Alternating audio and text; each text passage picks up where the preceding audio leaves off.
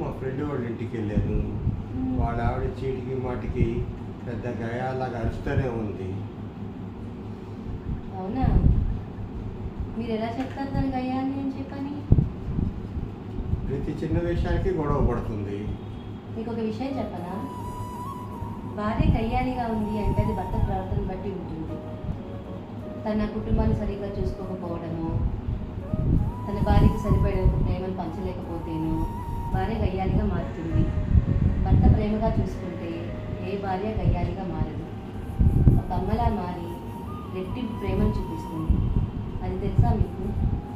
ఈ మధ్య సోషల్ మీడియాలో ఆడవాళ్ళని గయ్యాలిగా చూపించడం ఎక్కువైపోయింది మీ మగవాళ్ళకి. భార్యని గౌరవించడం రావాలి జీవితంలో.